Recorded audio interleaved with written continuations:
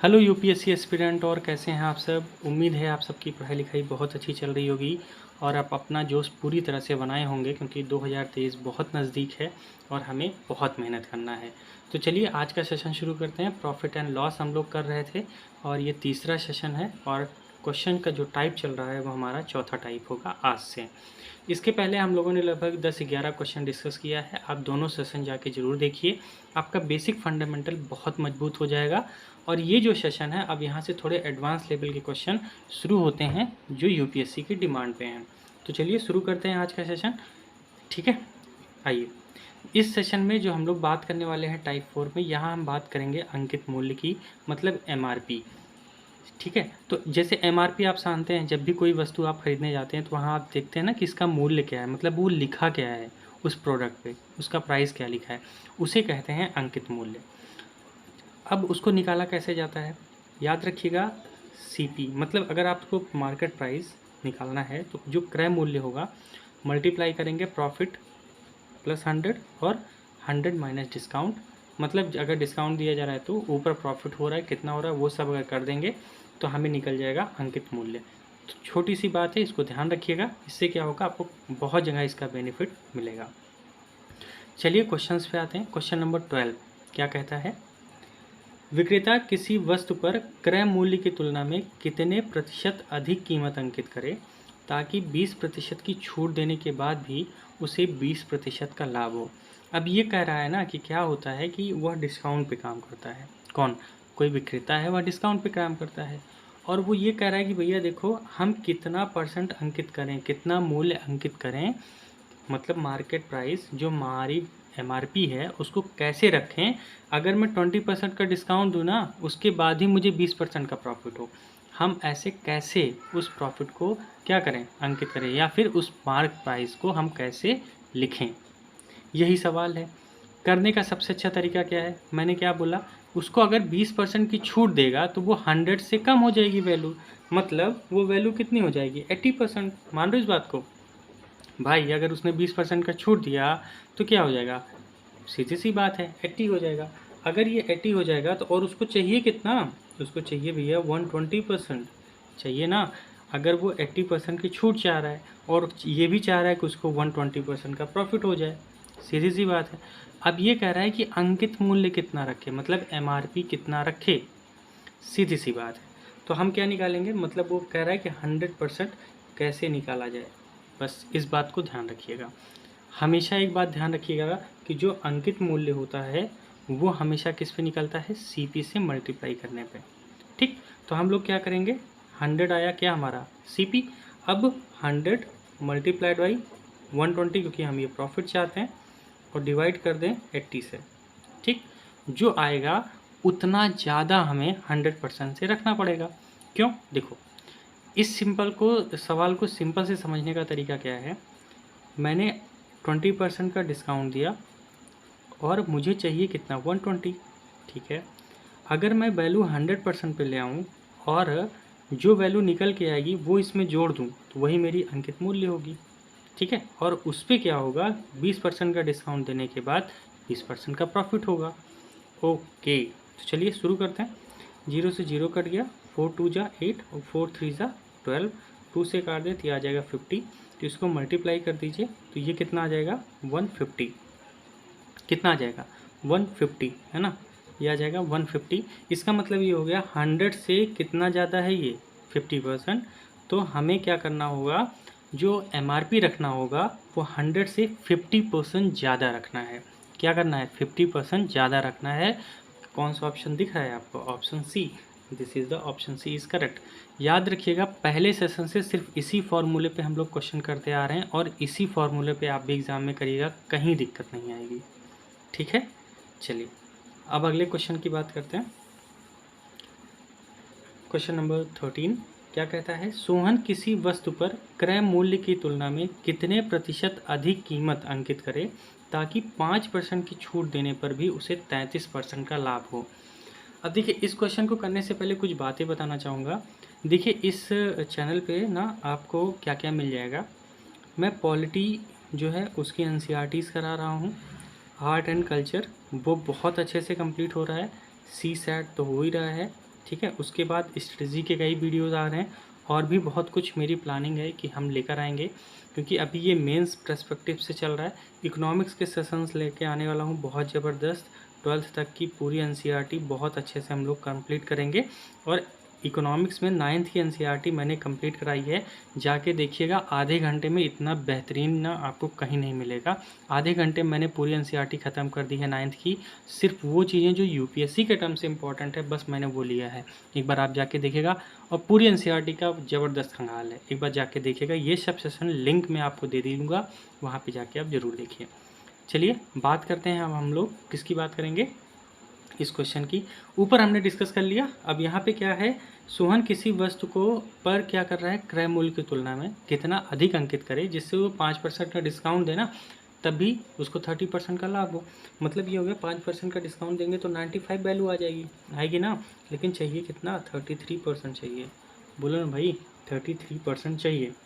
तो अब मैंने क्या बोला, अगर 100% पे मैं देखूँ उसको कितना दे दिया जाए, सीधी सी बात है, यही वैल्यू निकलेगी। मल्टीप्लाई कर देते हैं, 100 मल्टीप्लाइड बाई 33 अपॉन कितना आ जाएगा, 95। बस इसी को डिवाइड कर दीजिए। आइए देखते हैं, सबसे पहले 5 से करते हैं। यहाँ आ जाएगा 20, 5 1 जा 5 और 4 9 जा 9 1 जा 9 आ गया ना। आइए देखते हैं आगे। यहाँ सॉरी, यहाँ 133 है, इसको 133 कर दीजिएगा, ठीक है। तो चलिए इसको डिवाइड करें, कितना आ जाएगा, 19 1 जा 7 है ना। तो इसको मल्टीप्लाई कर दीजिए तो कितना आ जाएगा, 140 है ना। चलिए तो अब मुझे बताइए 100 से कितना ज़्यादा है ये, ओनली 40%। तो this is the option A, है ना। मैंने क्या किया, 95 से 133 गया क्योंकि 30% हमें लाभ चाहिए। 100% था क्योंकि हमें लाना था 100% पे, और ये बताना था कितना परसेंट इंक्रीज़ कर दें, यही तो बताना था भाई ना। 95 से मुझे कितना गया, 133। अब 100 से कितना जाए वही मेरा अंकित मूल्य होगा, सीधी सी बात। मैंने क्या किया, निकाला और 40% आया। ऑप्शन ए हमें दिख रहा है। देखिए ऐसे क्वेश्चन जब भी आएँ आपको क्या करना है, बस बहुत थोड़ा सा लॉजिकल सुनिएगा, सोचिएगा।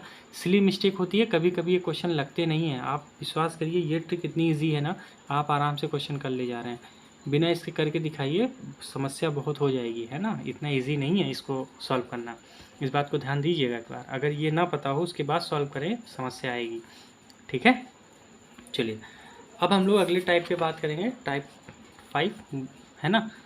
टाइप 5 में हम लोग पढ़ेंगे बेईमान दुकानदार के बारे में। बेईमान दुकानदार मतलब वो कुछ ना कुछ घपला करेगा, है ना, कुछ ना कुछ एरर आएगा, मतलब वो गलत दिखाएगा और सही चीज़ें से उसका वेट नहीं करेगा। तो हम हमेशा, अगर पूछा जाए कि वह बेईमान दुकान सब कुछ बेईमानी करने के बाद भी कितना परसेंटेज में लाभ कमा रहा है, तो उसको निकालने के लिए जितना वो एरर कर रहा है, मतलब जितना वो घपला कर रहा है वो, उसके बाद वो कितना फॉल्स वेट नाप रहा है, उसके ऊपर ही निकालेंगे। हमेशा वो जो फॉल्स वेट पे बेच रहा है ना, उसकी वैल्यू पे कैलकुलेट करेंगे और मल्टीप्लाई 100, जिससे परसेंटेज में चीज़ें आ जाएं। तो याद रखना है, एरर मतलब जितना उसने एरर किया है, और फॉल्स वेट, ठीक है।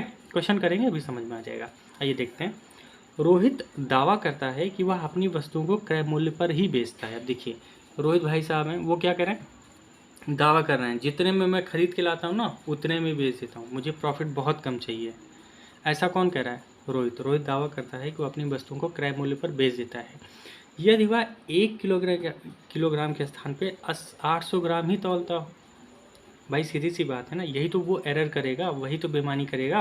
तो 1 किलोग्राम के स्थान पर 800 ग्राम का प्रयोग करता है, तो लाभ का प्रतिशत याद कीजिए, यही क्वेश्चन है। तो इस क्वेश्चन को करने का सबसे अच्छा तरीका क्या है कि हम क्या करेंगे, चीज़ों को सेम उसी तरह से जैसे अभी तक कर रहे थे, सेम उसी तरह से। ये बताइए एरर कितना हो रहा है, बोलिए ना, एरर कितना हो रहा है भाई, 200 ग्राम का हो रहा है ना, बोलिए 200 ग्राम का एरर हो रहा है। जब 200 ग्राम का एरर हो रहा है तो लिख दीजिए 200 ग्राम, ये हमारा एरर आ गया। फॉल्स वेट कितना नाप रहा है, 800 ग्राम, क्योंकि होना तो 1000 ही है, लेकिन वो नाप कितना रहा है, 800, ये लिख दीजिए।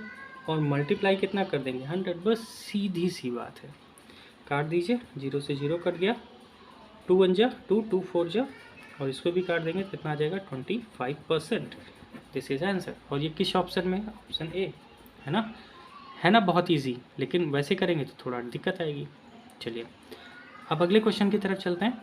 हाँ एक बात और बताना था यार, टेलीग्राम चैनल पे जाइएगा, इसी चैनल के नाम से आप सर्च करेंगे, वहाँ पे आपको चैनल मिल जाएगा, उसको ज्वाइन कर लीजिए। वहाँ बहुत सारी PDF वगैरह मैं भेजता रहता हूँ, जैसे जो भी NCERT पढ़ते हैं वो उन सब चीज़ों का, या फिर जो भी चीज़ें हम लोग यहाँ कर रहे हैं उसका हम PDF भेजते हैं बहुत बेहतरीन तरीके से, बहुत ही क्रिस्प नोट्स आपको मिलेंगे, जाके उसको ज़रूर ज्वाइन कीजिएगा। चलिए आगे बात करते हैं क्वेश्चन नंबर 15 की।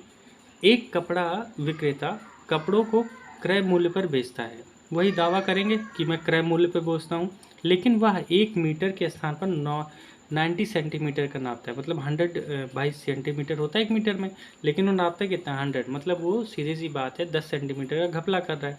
तो लाभ प्रतिशत ज्ञात कीजिए। मैंने क्या बोला, सबसे ईजी क्या है, सीधी सी बात है, एरर जितना है वो लिख दीजिए। तो एरर कितना आ गया 10, और नापता कितना है, मतलब फॉल्स वेट कितना है वो देख लीजिए। तो मुझे पता है मेरा फॉल्स वेट कितना आ रहा है 90, तो इसको कर दीजिए 90 और मल्टीप्लाइड 100, है ना, काट दीजिए। अब कितना आ जाएगा 100/9। हमें भी पता है 10 11 बार जाएगा तो 11.11 हो जाएगा, यही परसेंट आ जाएगा। ये किस ऑप्शन में लिख रहा है, ऑप्शन सी इज़ करेक्ट। इस बात को ध्यान रखिएगा, ठीक है। बहुत बेसिक सा, मुझे लगता है कि बिल्कुल टफ क्वेश्चन नहीं था, हमने बहुत आराम से किया। अगर ये क्वेश्चन नहीं समझ में आया प्लीज़ एक बार रिवाइंड करके देखिएगा, बहुत बढ़िया से चीज़ें समझ में आ जाएगी। चलिए अगले क्वेश्चन की तरफ चलते हैं। Question number 16।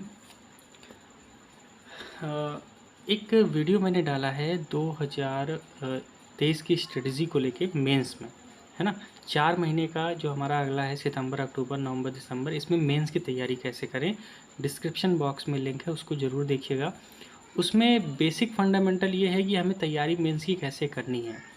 होता क्या है, हम पढ़ तो बहुत कुछ लेते हैं, लेकिन एग्जैक्टली तैयारी कैसे करना है वो नहीं कर पाते हैं, और टाइम बीत जाता है, और आगे प्रीलिम्स का खतरा होता है ना। तो अभी 4 महीने बहुत क्रूशियल हैं। उस वीडियो को देखने से आपको ना एक एनर्जी आएगी और आपको समझ में आएगा चीज़ें कैसे करनी है। तो प्लीज़ जाके देखना यार, आपके भले के लिए ही कह रहा हूँ। तो चलिए आज, है ना, इतना ज़रूर कर लीजिएगा। चलिए अगला क्वेश्चन देखते हैं। एक सब्जी वाला अपनी सब्जियों को क्रय मूल्य पर बेचने का दावा करता है। देखिए सीधी सी बात, दावा सब कर रहे हैं लेकिन गलतियाँ सब कर रहे हैं, है ना। आगे, लेकिन वह 1 किलोग्राम के स्थान पे 750 ग्राम ही तौलता है, उसका उपयोग करता है। लाभ प्रतिशत बताइए।